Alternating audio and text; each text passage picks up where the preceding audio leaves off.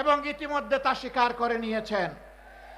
আপনাদের নেতা বলেছিলেন, আমরা যদি ধোঁকা দেই আগামীতে জনগণ আমাদেরকে আস্থা করে নিক্ষেপ করবে, সেই আস্থা করে দেখার জন্য আপনারা তৈরি হন।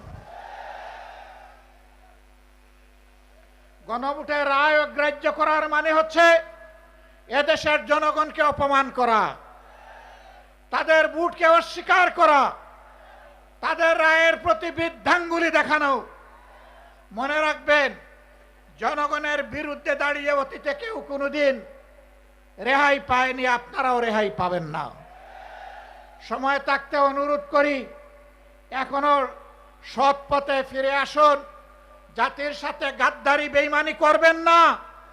আপনারা এসে বলুন, আমরা ইতিমধ্যে যা করেছি ভুল করেছি, আমরা জনগণের দেওয়া রায়, গণভোটের রায় আমরা বাস্তবায়ন করব। হয়তো জনগণ তখন আপনাদেরকে ক্ষমা করবে। আপনারা বলেন আপনারা নাকি সংস্কারের প্রবক্তা, আপনাদের আগে কেউ সংস্কার কর্মসূচি ঘোষণা করে নাই, কিন্তু আফসোস আপনাদের সংস্কার কর্মসূচির প্রথম দফার সাথে আপনারাই আজকে গাদ্দারি করছেন। এই দফায় লেখা আছে,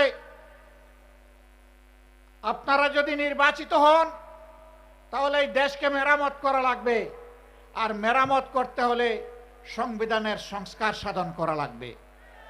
আজকে আপনারা বলছেন সংস্কার কি জিনিস সংবিধানের আপনারা বুঝেন না।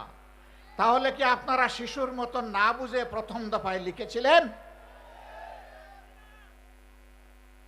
আপনারা আপনাদের ইশতেহারে লিখেছিলেন বাংলাদেশের কোথাও অনির্বাচিত কোনো জনপ্রতিনিধি থাকবে না। সরকার গঠন হওয়ার পর 42টা জেলায় ইতিমধ্যে আপনারা প্রশাসক নিয়োগ করেছেন। প্রশাসক কি নির্বাচিত জনপ্রতিনিধি? তা আপনারা তো আপনাদের ইশতেহারের সাথেই তো বিশ্বাসঘাতকতা করছেন। প্রিয় দেশবাসী, আপনারা আগে বলেছিলেন আপনারা বিচার বিভাগের স্বাধীনতা নিশ্চিত করবেন। এখন আপনারা সেই